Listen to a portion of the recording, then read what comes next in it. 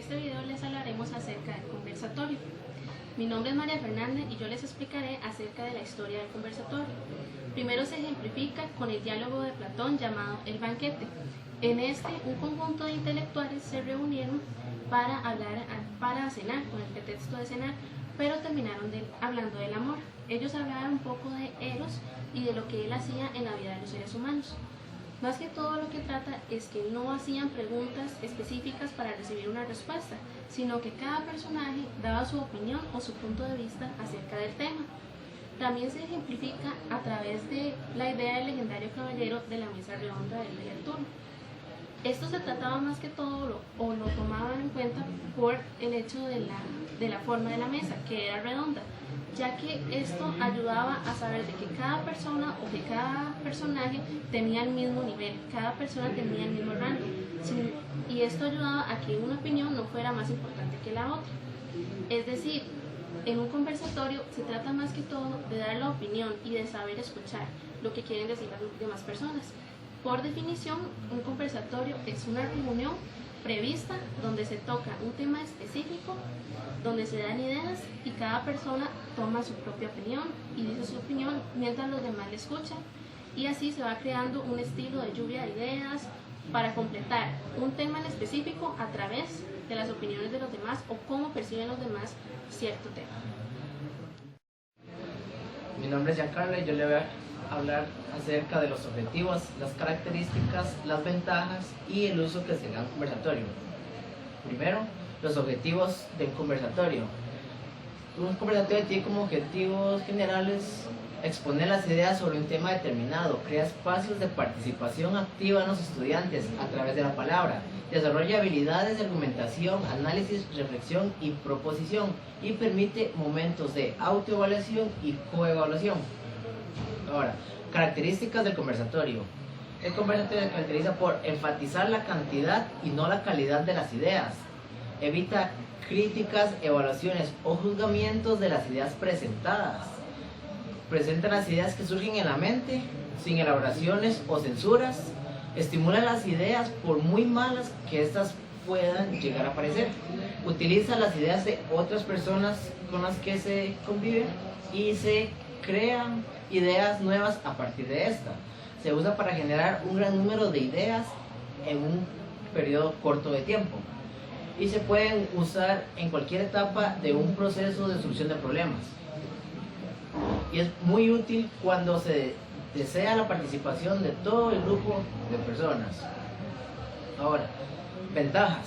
Entre las ventajas que tiene el conversatorio es que permite llegar a un acuerdo, permite contradecir a los juicios y argumentar, recibir y dar la palabra, fragmentar y componer ideas, configura espacios y tiempos de encuentro y despierta el interés de los implicados y forma herramientas conceptuales.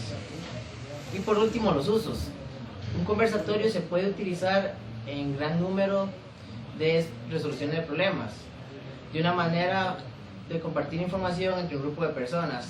Además que tiene aplicaciones pedagógicas donde los profesores instan a los estudiantes a emitir un criterio, a desarrollar ideas y opinar acerca de las ideas que dan otras personas. Alejandro Valerín, les voy a hablar acerca de los consejos que se debe tener en un conversatorio. Como primero, el conversatorio siempre va a apuntar a provocar en la o las personas un cambio.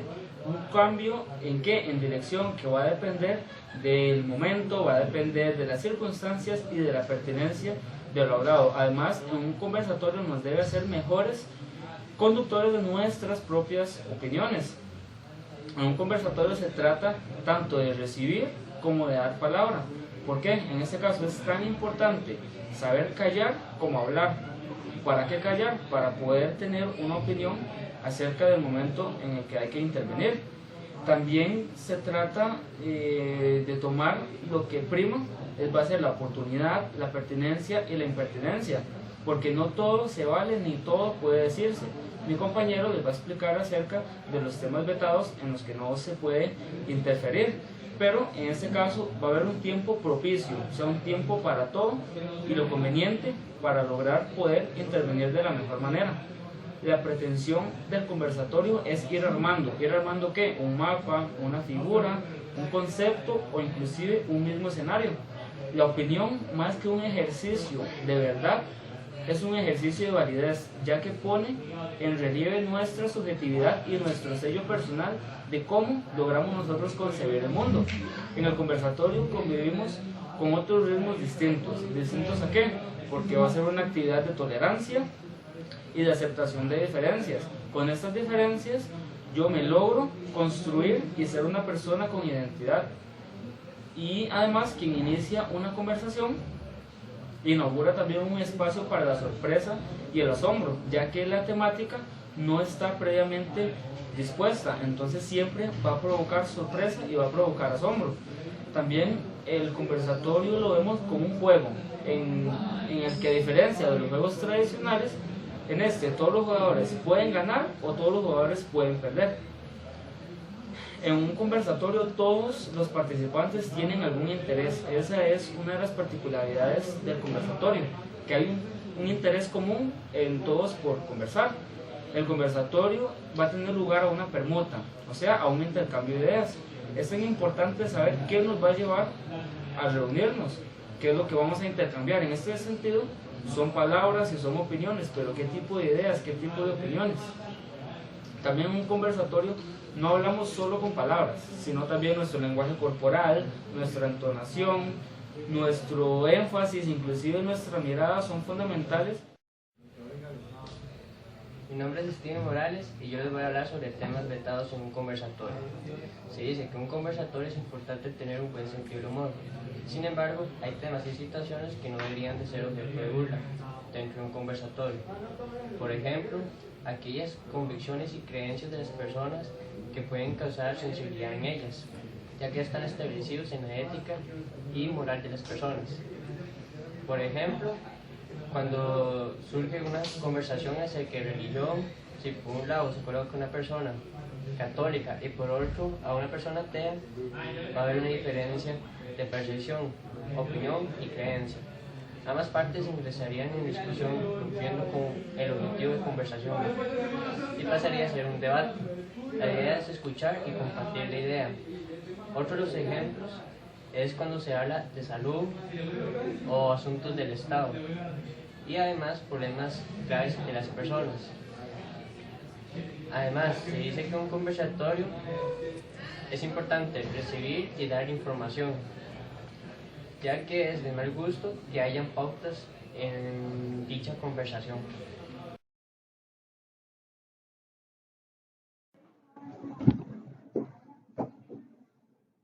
Buenas noches, compañeros. ¿Ustedes cuáles creen que son los pasatiempos más comunes entre los estudiantes del TEC? Bueno, primero, yo considero que la lectura aquí en el TEC es un hábito que se da mucho en los estudiantes y esto pues nos ayuda ya sea a instruirnos, a culturizarnos y obviamente dependiendo del tema, porque algunos leen cosas o artículos que simplemente no tienen mucho interés para lograr una discusión o una puesta en práctica para lograr opiniones de los demás o un intercambio de ideas. Y aquí en el TEC, bueno, muchos de los estudiantes lo que realizan son obviamente por temática, ya sea desde nuestras carreras, y cada uno de nosotros estudiamos carreras distintas y nos asignan lecturas que son pues muy técnicas o muy teóricas sobre el aspecto en lo que nos refiere a las carreras, o también para poder lograr realizar trabajos de investigación, pero también nos ayuda lo que son las lecturas por diversión, como las de historias o los cuentos, porque nos dejan y nos ayudan a volar nuestra imaginación. En mi caso, con respecto a la literatura, hay dos libros que me han llamado mucho la atención. Uno de ellos es el de Marcos Ramírez, del escritor Carlos Luis Fallas. ¿Por qué? Porque es algo que me siento muy identificado con ella, ya que narra las historias o las aventuras de un muchacho, en este caso de un adolescente, y yo me siento identificado con las levaduras que él hace, también porque por ser él un campesino, yo soy de zona rural, entonces me siento muy identificado y también en el contexto en el que se da, que es la dictadura de los hermanos Tinoco. Por ello me llamó pues bastante la atención. Y otro de la lectura o literatura que me gusta demasiado es la de Robinson Crusoe, de Daniel Defoe. ¿Por qué? Porque en este caso narra toda una historia, toda una travesía, y en el contexto social en el que se da es sumamente interesante.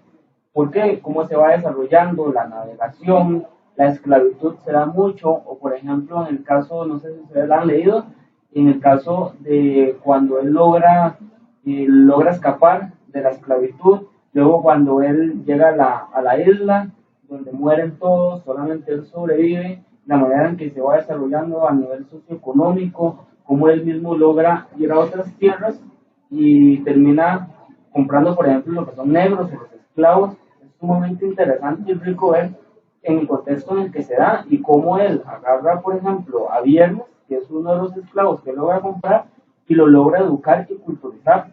Y o sea, en el contexto en el que se da es sumamente importante, y finalmente el desarrollo de toda la isla como tal, y el final de la historia es sumamente impactante. La verdad es que me ha gustado demasiado. Yo también considero que la lectura es un hábito muy bueno porque nos ayuda en muchos ámbitos de nuestra vida, porque nos genera demasiado conocimiento, tanto para todas las cosas que hacemos en la universidad como también para cada área de nuestra vida. Parte de lo que yo he leído han sido lecturas como los cuentos de Edgar Allan Poe, que él, en una de sus lecturas que se llama El escarabajo rojo, hablaba mucho sobre la investigación.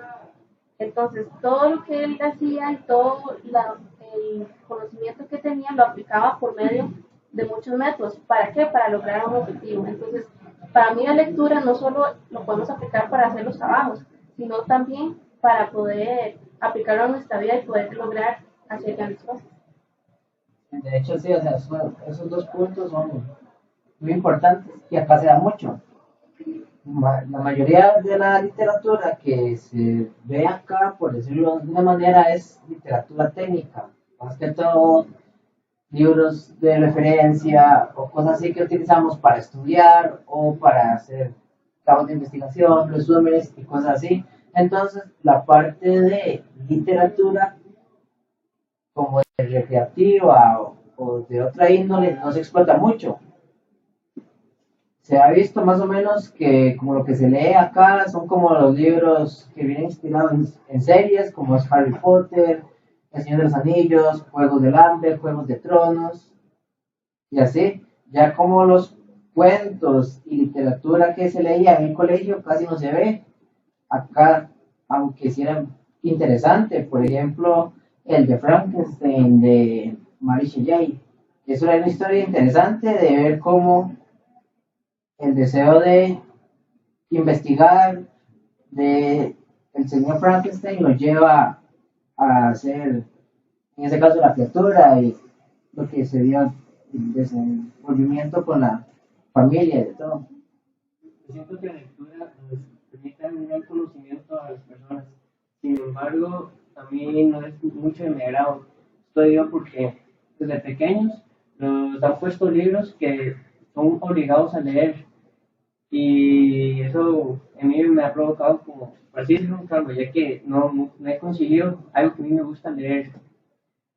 Pero, sin embargo, otra de los hábitos que puede tener un estudiante al estar haciendo es el deporte. Siento que ya hoy en día las personas han tenido conciencia de todas las cosas positivas que trae consigo esta práctica. Por ejemplo, mejorar su salud.